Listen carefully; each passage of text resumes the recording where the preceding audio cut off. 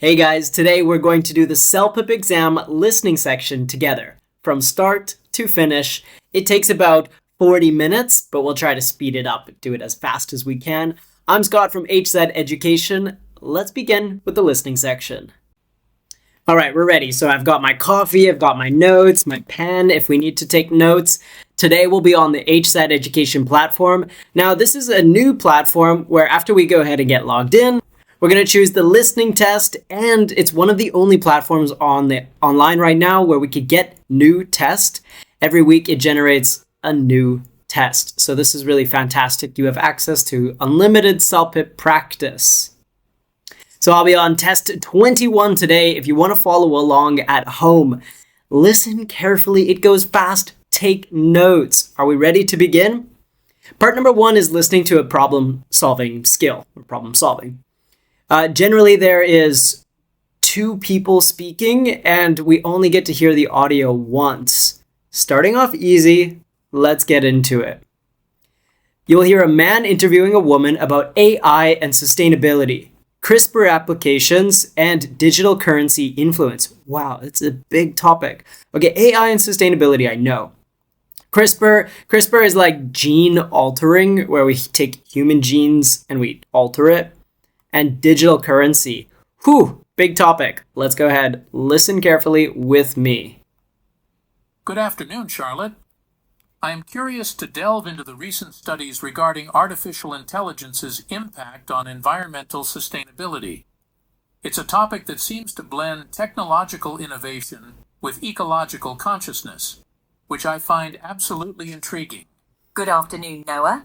Indeed, the intersection of artificial intelligence and environmental sustainability is a burgeoning field.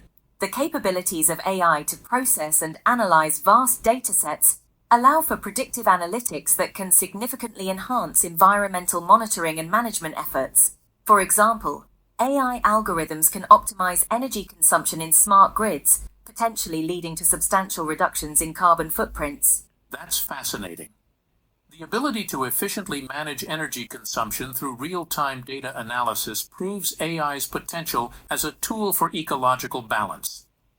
However, do you believe there are significant barriers to AI adoption in efforts towards sustainability that still need to be addressed? Certainly there are. While AI presents numerous opportunities for sustainable practices, there are barriers such as data privacy concerns, high computational energy requirements for AI processes, and the need for interdisciplinary collaboration between technology experts and environmental scientists. Addressing these gaps is crucial for realizing AI's full potential in sustainability. Those are valid points. The computational power needed for AI can sometimes negate the sustainability goals it aims to achieve. Balancing the environmental cost of AI technologies against their benefits requires careful consideration and innovation. Precisely. This is why ongoing research into sustainable AI ecosystems is vital. Developing energy-efficient AI algorithms and leveraging renewable energy sources for data centers are key priorities. Moreover, fostering an interdisciplinary dialogue will enrich the approaches toward AI's sustainable integration. It seems that the roadmap ahead for AI in environmental contexts is not only exciting, but also demands commitment to sustainable innovation principles. What potential advancements do you foresee in the coming years that might bridge the current gaps? The future likely holds the evolution of AI frameworks that prioritize low energy consumption. We may also see advancements in autonomous environmental monitoring systems, capable of deploying drones and sensors powered by renewable energy for real-time data acquisition and analysis. These innovations could significantly bolster AI's role in achieving environmental sustainability. Wow. Okay, that was challenging. Let's go through to the questions. What does Charlotte identify as AI's role in sustainability? Okay, what does the woman identify as AI's role in sustainability? Facilitating predictive and analytics for environment monitoring, replacing humans, not replacing humans, reducing the environmental impact on traditional. I think she was leaning more towards having some analytical monitoring or reducing the impact. No, I'm going with B. That seems fairly certain. Next question. What is one of the barriers Noah mentions regarding AI's role in sustainability? I did write down about the barriers from Noah. I wrote down the barriers of the woman. Limited storage capacity, high computational energy. Oh, he did mention that. Shortage of skilled workers? No. Lack of public? No. She mentioned the AI data. The woman. But I think he mentioned the high energy consumption. How does Charlotte propose to address the computational energy concern for AI? How does she want to address the energy concern? There is some type of fostering exclusive, developing energy efficient projects, no, expanding non-renewable energy sources. Pretty sure it was this one. Fostering exclusive technology. No.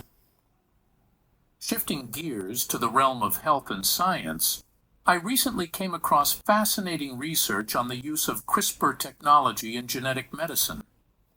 Its implications for eradicating genetic disorders are both groundbreaking and ethically complex. Indeed, CRISPR-Cas9 has revolutionized genetic editing with its precision and potential to modify the genome with unprecedented accuracy. However, the ethical quandaries it presents, alongside the technical challenges, make it a double-edged sword in genetic medicine. The precision of CRISPR is undoubtedly its hallmark, but the moral implications, such as potential eugenic practices or unforeseen genetic consequences, require rigorous ethical frameworks. How do scientists propose to balance these aspects? The scientific community is keen on establishing stringent bioethical guidelines, emphasizing informed consent, long-term safety assessments, and equitable access to genetic technologies. Moreover, international collaborations are essential for maintaining uniform ethical standards across borders. Those measures are critical. The universal nature of genetic technology necessitates a cohesive global stance to prevent disparities. As for the technological aspect, what are some of the challenges CRISPR still faces? Off-target effects, where editing could inadvertently alter unintended regions of the genome, remain a primary concern. Researchers are focused on enhancing the precision of CRISPR to mitigate such outcomes, which involves refining the guide RNA components and delivery mechanisms. It's reassuring to know that efforts are made to perfect the technology continually. Beyond its use in eradicating disorders, are there any other promising applications of CRISPR technology on the horizon? CRISPR holds promise beyond just treating genetic disorders. Advances in agricultural biotechnology to create disease-resistant crops, developments in microbial engineering for biofuel production, and even personalized medicine are exciting frontiers where CRISPR is making significant strides. All right, I think that one was still hard, but I was paying attention more compared to the first one. Question. What is the key technology discussed by Noah concerning genetic medicine? CRISPR. They were talking about CRISPR. Yeah. That was the whole conversation. Blockchain. No, CRISPR.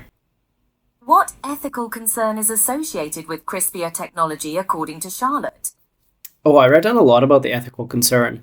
Limited and patient outreach, potential eugenic practices. Eugenic, yeah. Yeah, these potential eugenic practices means that it goes against like the ethical morale. So when we're playing with human genes, we're essentially altering humans. And that's what she was saying. What challenge does Charlotte highlight concerning CRISPR's precision? It's not always accurate. Off target. Yeah, I even wrote off target. Off target genomic alterations. So that just means that it doesn't have the desired result. You want someone to get healthier, but they get worse. Turning our attention to politics and society, I wanted to discuss the emerging influence of digital currencies on global socio-economic dynamics. Like Bitcoin. With governments around the world debating the regulation of cryptocurrencies, there's a cascade of economic implications at play. Indeed, the advent of digital currencies, such as Bitcoin and Ethereum, has disrupted traditional financial systems. Their decentralized nature challenges the regulatory frameworks of central banks, revealing both opportunities and risks in global economic architecture. The decentralized aspect of cryptocurrencies is indeed transformative, yet it poses regulatory challenges, especially pertaining to security and stability. How are governments navigating these complexities? Various approaches are being undertaken by different countries. Some nations, like Japan and Switzerland, have embraced cryptocurrencies with progressive regulations, while others remain circumspect, citing financial instability and security concerns. The key appears to lie in crafting policies that ensure innovation while safeguarding economic integrity. That's a delicate balance to strike. The regulatory environment being so fragmented might influence the adoption rate of digital currencies globally. What economic implications do you foresee if cryptocurrencies become widely accepted? Should digital currencies gain widespread acceptance, there might be significant shifts in international trade, remittance services, and even in how national economies measure value. However, this could lead to increased financial inclusion for unbanked populations if managed effectively. You raise a valuable point about financial inclusion. The ability of cryptocurrencies to transcend traditional banking systems offers untapped potential for marginalized communities. Are there developments in this space that focus specifically on financial inclusion efforts? Absolutely. Initiatives leveraging blockchain technology for creating decentralized finance, DeFi systems, are gaining traction. They offer lending, borrowing, and investing mechanisms outside traditional banking structures, presenting opportunities for increased economic participation worldwide. That's kind of interesting. I like that topic. Question. What emerging technology is NOAA discussing related to global socio-economic shifts? So this conversation was all about digital currencies like Bitcoin, not artificial intelligence, not quantum financial. We heard explicitly he said Bitcoin and Ethereum.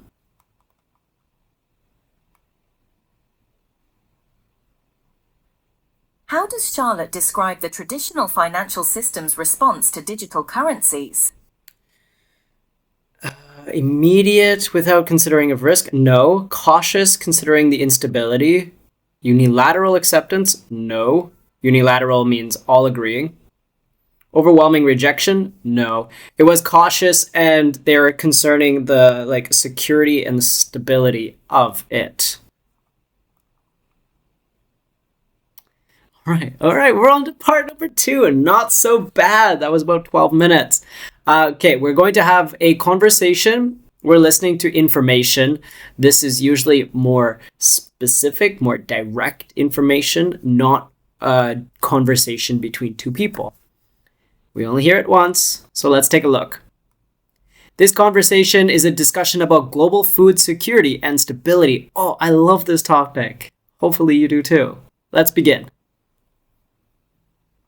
Good afternoon, Henry. I was recently perusing an article that really got me thinking about the current state of global food security and the role of sustainable farming practices in mitigating future crises.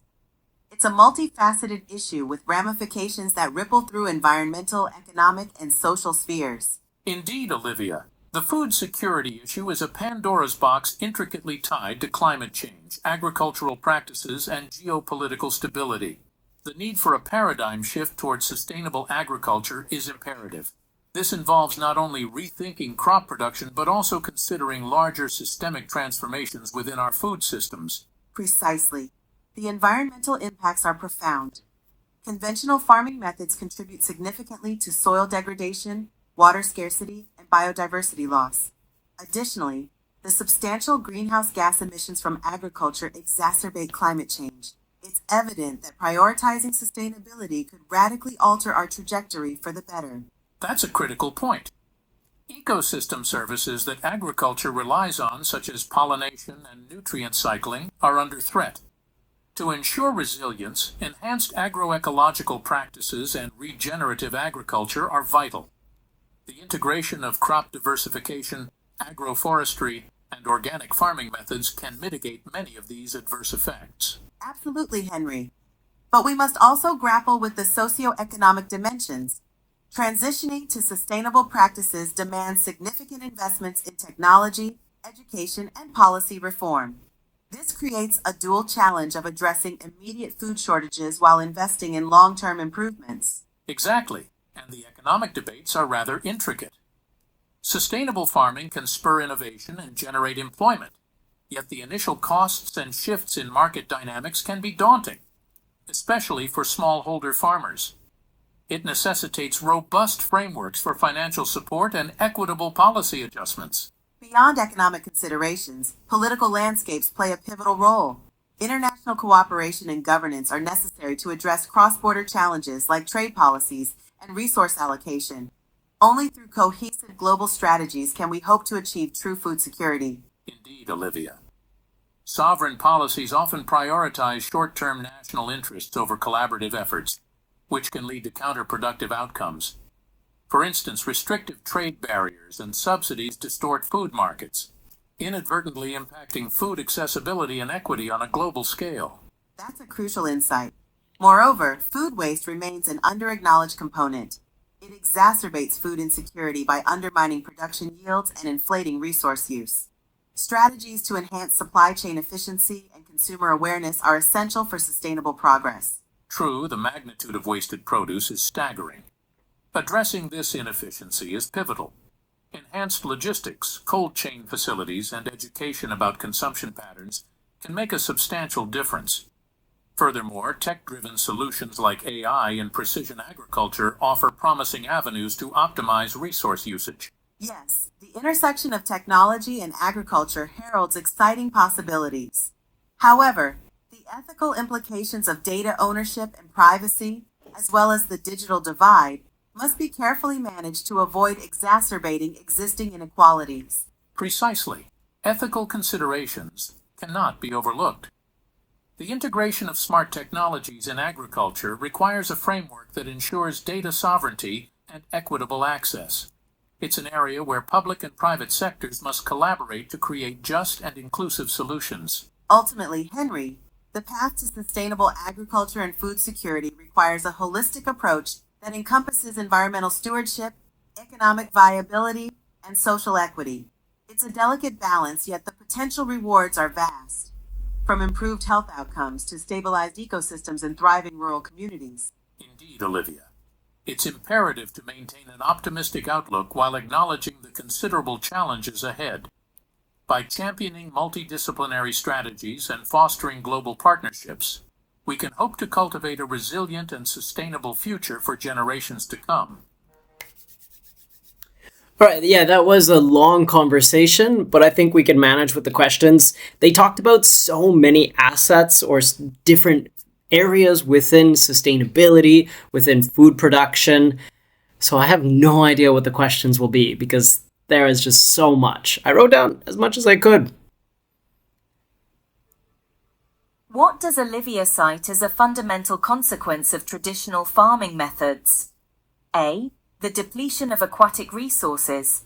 B. Intensification of climatic alterations. C. Destruction of genetic variety. D. Decline in soil health and natural habitats. Yikes. All right. The only thing I really wrote down was about the soil, water, biodiversity. So I think soil health and natural habitats is my closest answer. She didn't talk much about the ocean, aquatic. Climate alterations. Ooh, but she did talk a lot about that. Climate alterations like climate change. Genetic variety, no.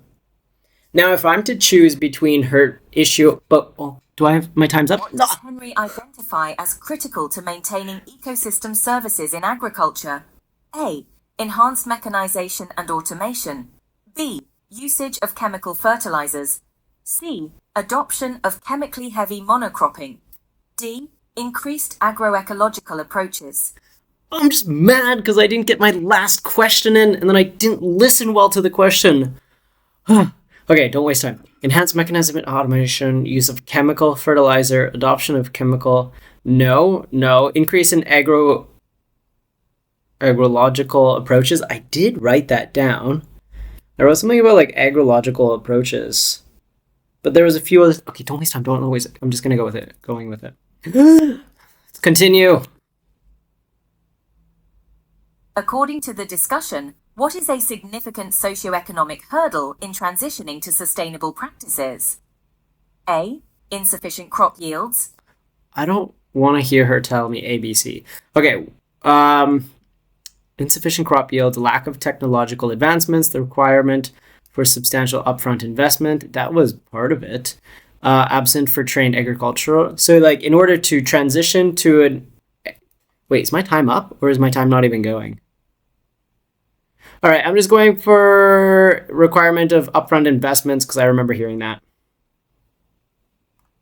How does Henry describe the political aspect of international agricultural policies? A.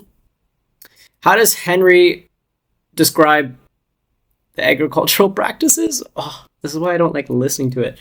As developed global strategies as generally hindering global cooperation, benefit short-term local interests, typical promoting cross-border unity. Short-term local interest, we did hear a lot about that because people were unwilling to go into the global atmosphere because there's many things that affect food markets in the global world. So I think it was about the short-term benefits. Next, let's try. What must be addressed to prevent technology from increasing inequalities in agriculture? A. What may be addressed to tackle the inequalities? Ensuring universal access to cutting-edge tools, creating more efficient supply chain, ethical implications. Yeah, I did hear a lot about data privacy, enhancing resource ability through public initiatives. I think it was implication of privacy because I wrote that down, but I don't really know if that applies to the question. Universal, no. Enhancing resource availability through public. Okay, going with C. Let's try. Ooh, I wish I could have a break. This is intense. 22 minutes. We're on part 3. We're like halfway there. We're going to hear another conversation. Again, it's listening to information, roughly the same intensity as part number 2. So let's just jump into it. We have no choice. A woman is interviewing a man about genomics in public health. These are very heavy topics. Let's try. Good afternoon, Dr. Williams. Thank you for taking the time to engage in this discussion on the intricate interconnections between global health challenges and modern scientific advancements. Could you provide us with a comprehensive overview of your current research endeavors? Good afternoon, and thank you for inviting me. My current research centers on the interface of genomics and public health, an area that is rapidly evolving and holds significant promise for addressing some of the most pressing global health issues. Through genomic sequencing and bioinformatics, we're exploring pathogen resistance patterns and potential breakthroughs in personalized medicine, particularly in how these advances can be harnessed to combat infectious diseases and chronic health conditions that disproportionately affect low-resource regions. A fascinating intersection indeed. In your opinion, how pivotal are these scientific strides in shaping future public health strategies? Their significance is tremendous, yet the landscape is fraught with complexities. On one side, genomic technologies enable unparalleled insights into pathogen behaviors and individual susceptibilities, paving the way for more targeted and efficacious interventions. This could truly revolutionize disease prevention and control. On the flip side, there are considerable challenges related to the equitable distribution of these advanced technologies. Disparities in access, ethical considerations regarding genetic data, and the capacity of low-income nations to implement such sophisticated systems are non-trivial issues that need addressing. With these intricate challenges in mind, could you elaborate on the potential ethical dilemmas that may arise from the increased use of genomics in public health? Certainly. The ethical landscape is quite intricate, characterized by issues of privacy, consent, and the potential for genetic discrimination. As genomic data becomes more prevalent, ensuring confidentiality and securing informed consent becomes paramount. Moreover, there there is a risk that individuals could be discriminated against based on genetic information, affecting employment, insurance, and social dynamics. Therefore, establishing robust ethical frameworks and regulatory mechanisms is essential to safeguard against these potential misuses. It sounds like a delicate balancing act between innovation and ethics. From your perspective, what measures can be taken to ensure that genomics-based interventions are accessible and equitable across different populations? That's a critical question. Building infrastructure and capacity in underserved regions is key. This involves not only investing in technological resources, but also in education and training to cultivate expertise locally. Partnerships between high-resource and low-resource countries can facilitate knowledge transfer and create more equitable frameworks for technology dissemination. Additionally, international policies should be developed to guide equitable access and utilization of genomic data, ensuring that benefits are shared globally and do not exacerbate existing inequalities. What do you foresee as the most significant advancements in this field over the next decade? Looking forward, we are on the cusp of major developments. I anticipate significant breakthroughs in real-time pathogen tracking and personalized health interventions derived from genomic data. AI and machine learning will further complement these efforts, enhancing our ability to predict and mitigate the spread of infectious diseases. Another transformative potential lies in gene editing technologies such as CRISPR, which could provide targeted therapies for genetic disorders and even some infectious diseases. However, with such capabilities, the importance of maintaining rigorous ethical standards cannot be overstated. It's a pivotal moment for science and global health indeed. Lastly, based on your extensive research, what advice would you give to young scientists embarking on a career in this dynamic field? To young scientists, I would say, remain curious and adaptable. This is a field that evolves rapidly, so staying abreast of the latest developments and being flexible in your thinking is crucial. Also, cultivate a multidisciplinary perspective as genomic science intersects with various fields, from data science to ethics. Most importantly, always consider the broader implications of your work for society, striving to ensure that your contributions advance not only scientific understanding, but also the well-being of communities worldwide. You know, it's funny because this conversation actually related to listen topic number 1, so I feel like I'm more comfortable with it. I was just freaking out because there were so many speakers, like 4 speakers, and I was trying to identify who they are, which you must do in order to follow the conversation. Let's see the questions. What is the primary focus of Dr. Williams's research in the realm of global health? A. Innovations in biotechnology for rural health. B. The role of genomics in public health. C. Environmental factors affecting health. D. Traditional medicine and modern science integration. Definitely not traditional medicine. Genomics in public health. She was talking about pathogens, trying to improve people's health and control the spread of disease. Next question. What critical challenge does Dr. Williams highlight regarding genomic technologies in public health? A. Lack of advanced research. B. Ethical concerns and data privacy issues. C. Technical difficulties in implementation. D. Resistance from medical practitioners. Oh, it feels like there's some good answers here, and I didn't really write down anything. Access, ethical. There's low-income countries as well that didn't have access to it. It was access. I wrote down a lot. Advanced research. I don't think that was the answer. Ethical concerns. Yeah. Technical difficulties, no, because they talked a lot about ethical concerns, didn't they? Okay, next question. What does Dr. Williams identify as necessary for equitable access to genomic intervention? A. Exclusive research funding. B. Local educational initiatives and infrastructure development. C. Stringent global trade policies. D. Increased privatization of genomic technologies. Tough, because it's either B or C. Local education initiatives and infrastructure development, or global trade policies. Oh, which one could it be? she really did talk about both. Exclusive, no, not research. I think more pertaining to this question is B. What potential advancements in the field does Dr. Williams predict for the future?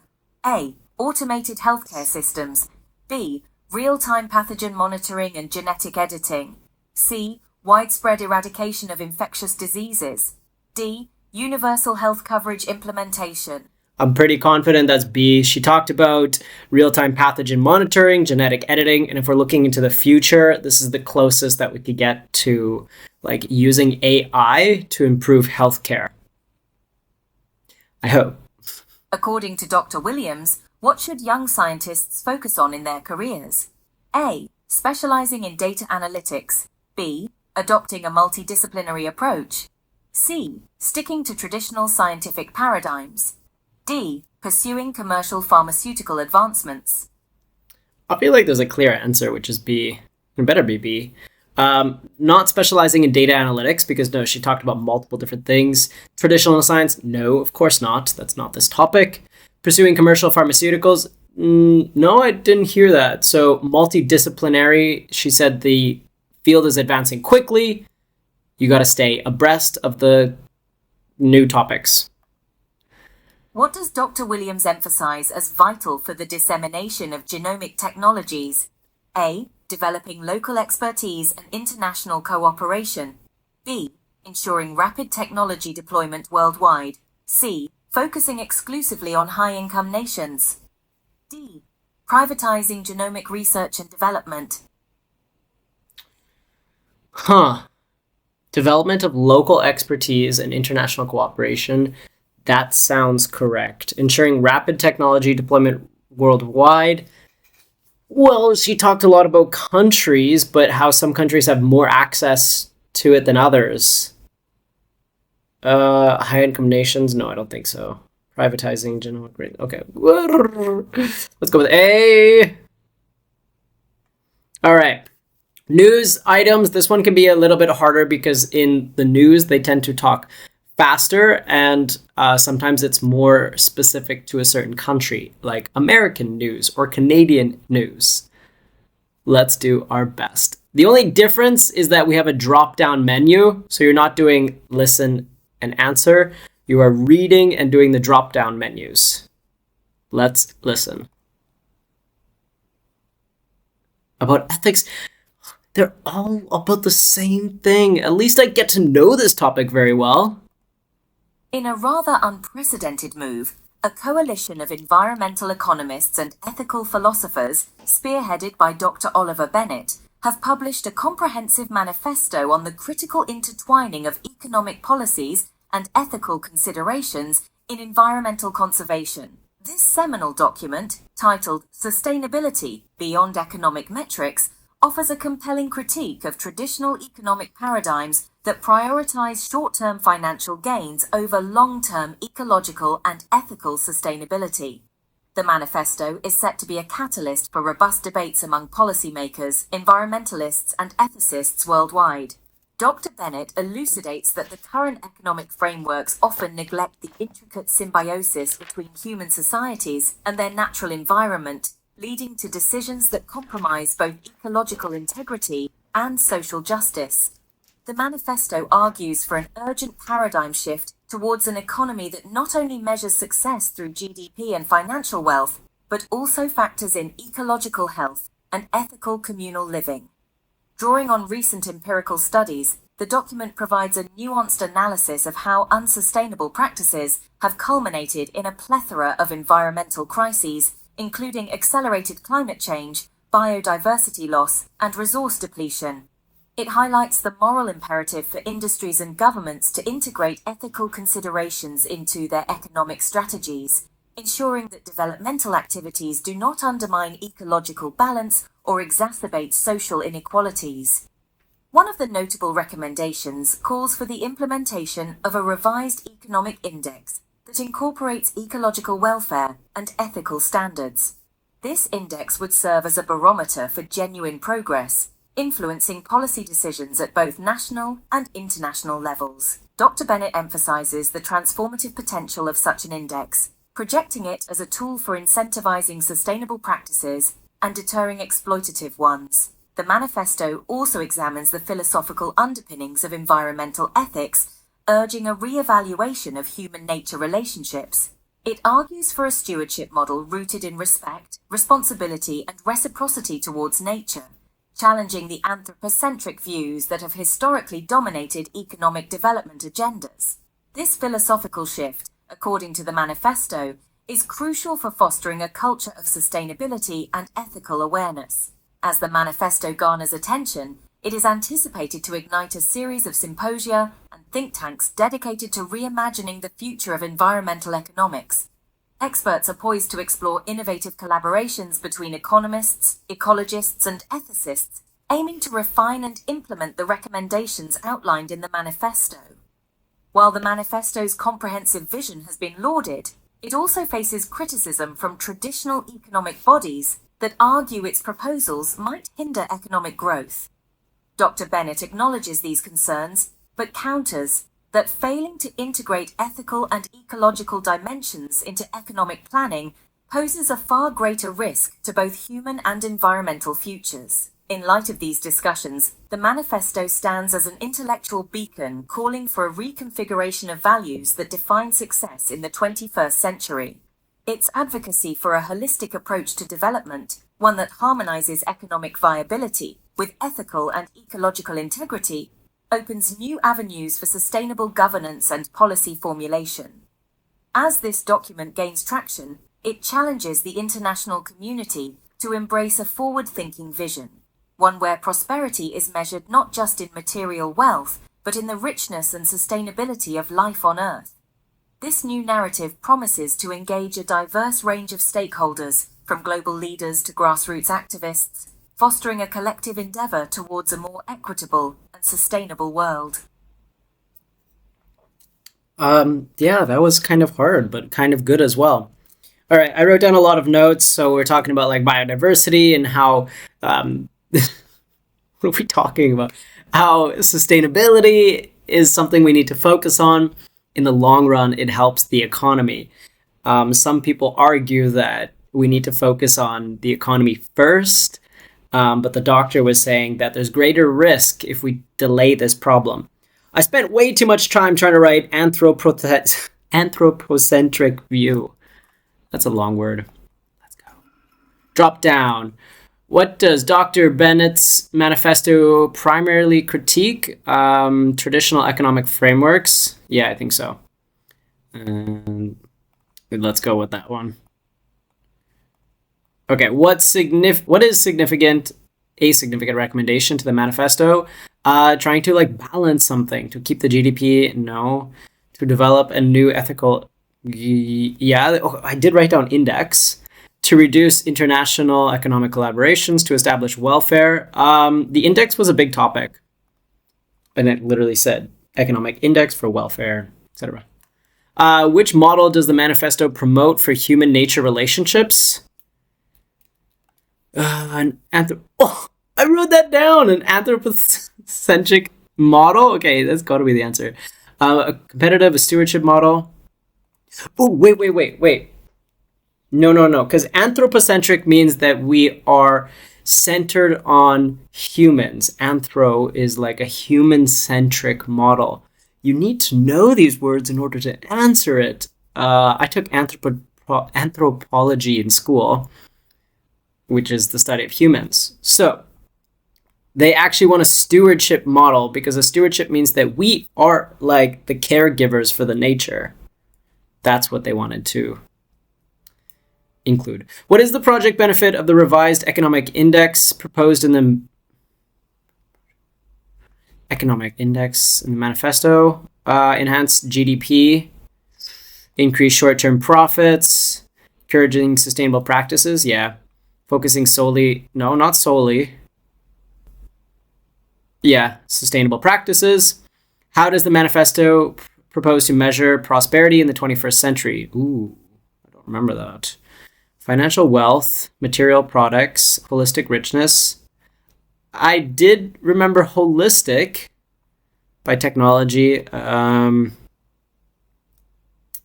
not financial wealth, not material productivity, holistic richness of life, including the biodiversity, the plants, the people, the economy, holistic. I'm tired. 5, listening to a discussion. I believe part 5, this is the video. You will watch a discussion between 3 people, Beth, Carla, and Joseph. All right, so we get to watch the video. Pay attention to speakers and their names, because there are 3 speakers. We want to identify who is who and their opinion. Let's go. Play the video. You'll hear it only once. The complexity of contemporary farming practices is truly remarkable, don't you agree? With the rapid advancement of technology, precision agriculture offers unprecedented possibilities. We have drones mapping fields, sensors monitoring soil health, and AI providing crucial insights on crop management. Certainly, Carla. However, with these advancements come significant ethical and environmental concerns. Consider the dependency on genetic engineering. Are we disregarding the natural resilience of crops in favor of genetically modified ones? The long-term ecological impacts are still unknown. That's an interesting perspective, Beth. But I would argue that genetic engineering has the potential to solve food scarcity by enhancing crop yields and making agriculture more efficient. If we combine that with sustainable practices, we could address both food security and environmental concerns. True, Joseph, but the core issue is accessibility. These technologies are transforming farming into a highly capital-intensive activity. Small-scale farmers, especially in developing regions, might be left behind, unable to compete or afford these innovations. And let's not forget about biodiversity. Monocultures, often a consequence of industrial farming, diminish biodiversity and increase vulnerability to pests and diseases. Diversification is essential for resilient agricultural systems and environmental health. That's a valid point, Beth. Nonetheless, specialization can lead to economies of scale. If done right, it can be both profitable and sustainable. The focus should be on finding a balance that incorporates diverse farming techniques and ensures economic viability. But how do we define done right? It's a complex equation of balancing ecological health, food production, and economic gain. Shouldn't there be global policies to guide these practices, taking into account different regional needs and limitations? Global policies might be idealistic. Every region has its unique ecosystem, climate, and needs. Farming practices should be adaptable rather than dictated from a global viewpoint. Local knowledge and traditions should inform regulations and practices. I agree that local adaptation is necessary, but we need a global framework to address issues like climate change, which transcends borders. Without collaborative efforts, local actions might not be enough to tackle universal challenges like soil degradation or greenhouse gas emissions. Exactly, Joseph. A global framework could encourage the sharing of knowledge and resources. For instance, creating platforms for farmers around the world to exchange best practices and innovations might lead to more resilient agricultural systems. Yet, such platforms must not become tools for large agribusinesses to dominate global markets. We need to ensure that they empower rather than exploit smallholder farmers. Equity in information and resource distribution is crucial. That's the crux of the problem, isn't it? Balancing innovation with equity. To ensure technology serves all levels of the agriculture industry, government and private sectors must collaborate. Subsidies, training programs, and credit facilities could be part of the solution.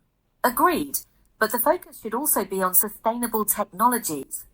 Encouraging research and development in areas like organic fertilizers, water conservation techniques, and renewable energy solutions for farm operations should be prioritized. And education, Carla. Education is fundamental. Farmers need to be educated about the benefits and risks of new technologies. Traditional knowledge should form the foundation on which new technologies are incorporated, not replaced. Education is indeed powerful.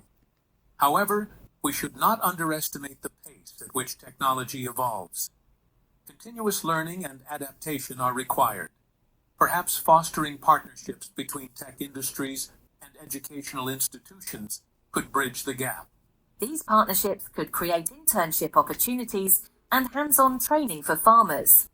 By bringing technology into the classroom, we can prepare a new generation of farmers who are tech-savvy and environmentally conscious. Yes, but the integration of technology in agriculture should be gradual. There's a risk that too swift a transition might marginalize those unable to keep pace.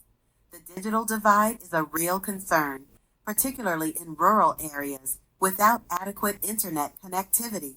Precisely, Beth. Hence, infrastructure development is essential. Governments need to invest in robust rural infrastructure to support technological and educational advancement in agriculture. This is where public-private partnerships could play a vital role. Infrastructure is indeed crucial, Joseph. But let's not lose sight of the environmental implications of farming technologies. New technologies should aim at reducing the carbon footprint, conserving natural resources, and promoting ecological balance. Absolutely. Sustainable practices should be at the core of these technological developments, no matter how advanced. Technology that compromises our environment is ultimately counterproductive. In conclusion, the future of farming lies in harmonizing technology with ecology and ensuring that progress is inclusive. Sustainable agriculture is not just a necessity, but a responsibility for the generations to come. Well put, Joseph.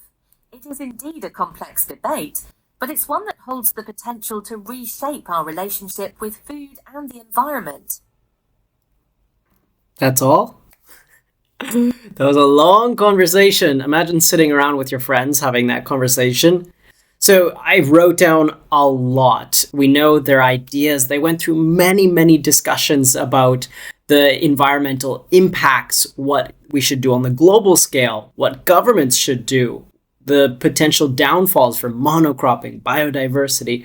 These are all big terminologies. We need to know the words in order to understand. That's why vocabulary is so important. Let's go ahead, look at the questions. Drop downs with just 3 minutes. What ethical concern does Birth raise about genetic engineering in farming? That was right at the beginning. Dependency on artificial seeds? No. Neglect of crop natural resilience? I did write crop resilience. Increase in production cost, loss of cultural farming practices. Neglect of crop natural resilience. Yeah, like monocropping means that plants are less resilient to disease. How does Joseph justify the use of genetically modified crops? Crop yields. Let's see. Diminishing global biodiversity, enhancing crop yields and I literally wrote yields and efficiency. Reducing dependency on local markets. Okay. Yield and efficiency. What primary issue does Carla mention regarding the accessibility of agricultural technologies?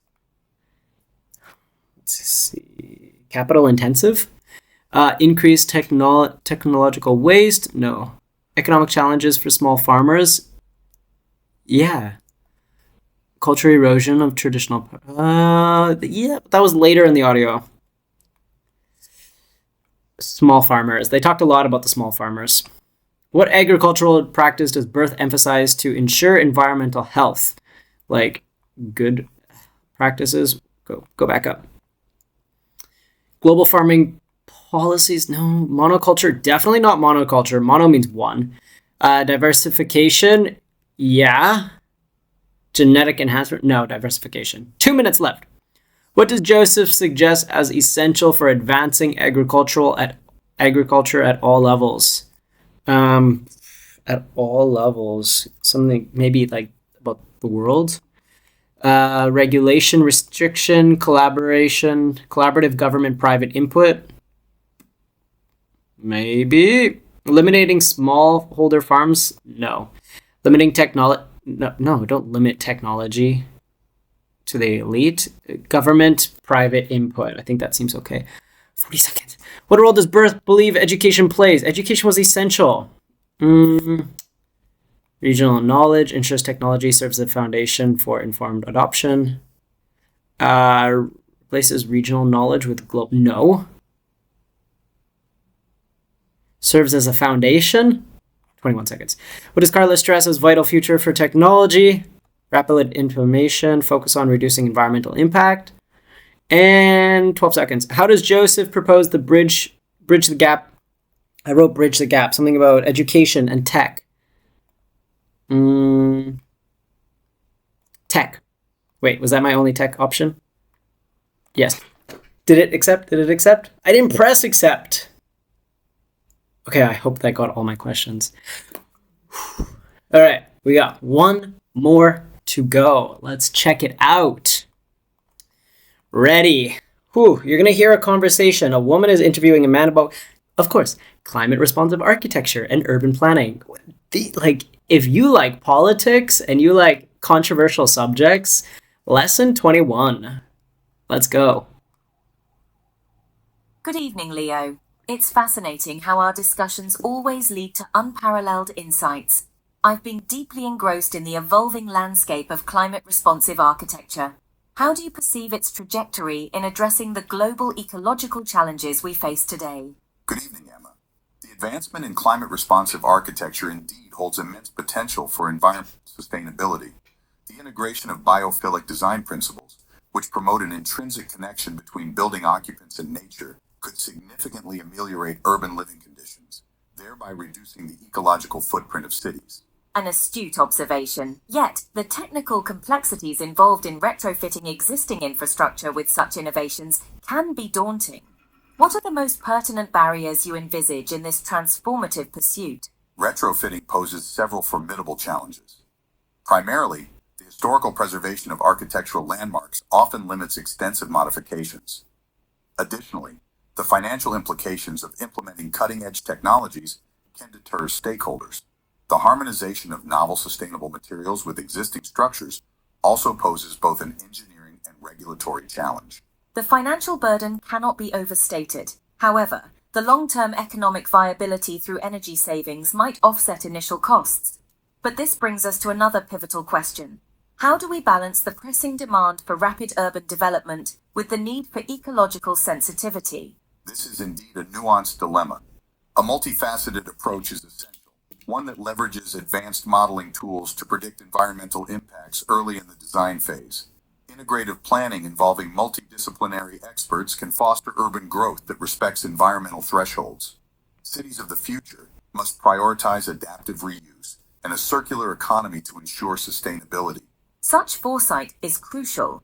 Nevertheless, the ethical considerations of leveraging technology in urban planning must not be disregarded. As we move towards smart cities, are there not concerns about privacy and the potential monopolization of urban data? Absolutely, Emma. The ethical implications of smart urbanization are profound. With smart sensors and IoT devices ubiquitous in urban planning, safeguarding personal data becomes paramount. Moreover, equitable access to technology must be ensured to prevent socioeconomic divides from widening. The governance of urban data should be transparent and participatory, involving citizens in decision-making processes. The participatory governance model is indeed an enviable goal. How do you propose technology companies and urban planners collaborate to realize this vision while maintaining ethical integrity? It necessitates robust frameworks that mandate both transparency and accountability from technology providers. Collaborative platforms that encourage open dialogue among stakeholders, including the public, can bridge gaps in understanding and trust. The development of urban digital twins, virtual models of cities that integrate real-time data, could facilitate informed decision-making processes while ensuring data privacy protocols are strictly adhered to. Digital twins represent a paradigm shift in urban planning. The prospect of data-driven cities is exciting but also daunting. In your view, what role do educational institutions play in preparing future urban planners and architects for these challenges? Educational institutions are the crucibles of innovation. They must evolve curricula to encompass interdisciplinary knowledge, integrating courses on sustainability, ethics, data science, and urban analytics. Real-world project-based learning should be emphasized, fostering a holistic understanding of ecological and technological symbiosis. Moreover, universities should encourage partnerships with industry leaders to bridge the gap between academia and practice. Fostering such synergies is vital for nurturing adaptive thinkers. Leo, your insights have been profoundly enriching. As we continue to explore these domains, it becomes ever clearer that a collaborative, ethically driven approach is paramount to the future of urban development. Indeed, Emma. Our conversations continue to illuminate the intricate web of challenges and opportunities that define the intersection of technology and ethics in urban planning. Until our next dialogue, let us ponder the myriad possibilities that await discovery in our relentless pursuit of a sustainable future. I feel like that topic was all right. It was okay. They're talking about, what are they talking about? Like architecture, historic architecture that is like benefiting the city. It's balancing with sustainability practices. Then they talked about like digital privacy, digital twin. I wasn't really sure what that was about. Incorporating universities, having multi-interdisciplinary areas to develop these cities. Oh my God, let's just go to the questions. 3 minutes. What is the primary obstacle Leo identifies in retrofitting existing architectural structures? That was right at the beginning. He started to talk about the footprint, historical materials, high maintenance, no technical innovations, historical conservation restrictions, might be. Yeah, I think so. How does Emma propose addressing the financial concerns associated with responsive... What was she talking about? The financial concerns? Reducing construction timelines? Nope. Prioritizing new developments? Nope. Achieving energy cost reductions? Maybe. Encouraging government subsidies? I didn't hear subsidies, but that sounds smart. I think it was cost reductions. Energy cost. Energy savings. I wrote energy savings. What ethical concern does Emma highlight regarding smart cities? Was that the digital twin? Urban sprawl, they didn't talk about. Restricted access to urban areas, urban data. No, they said that urban data was too much. Data control issues. Yeah, okay, it was too much. They were talking a lot about having too much tech open data. What did Leo suggest as a potential solution to ensure the ethical governance of urban data? Implementing more regulations, could be. Open stakeholder communications, they talked about that. Limiting data collection, no, but that's a good idea. Increasing cooperative oversight, not the last two. I wrote down collaboration between stakeholders and digital twins. I don't know if that's the same. Yeah, let's go with stakeholders. 1 minute. What education strategy does Leo emphasize for future urban planners? He started to talk about like universities and more education. Theoretical learning, maybe. Subject specialization, maybe. Interdisciplinary, he'd mentioned that. Project-based education, maybe. No. That seems most fitting. 30 seconds. What futuristic technique does Leo mention that could revolutionize urban planning? I don't know. Autonomous city drones? Digital twin cities? Yeah, but I don't know what that means. Augmented reality? Didn't hear that. Smart sensors? Didn't hear that. Okay. Digital twins is all I heard. I don't really know what it means. Like, are we making copies of cities? I don't know. All right. Submitting all. Let's see my final score. This is a little bit stressful, I must admit, because my brain is hurting. I had a lot of coffee throughout this test, but it's been 1 hour. All right. Okay. Number 1, I got 1 wrong. Good. Part 2, 1 wrong. Oh, good. Part 3, yeah.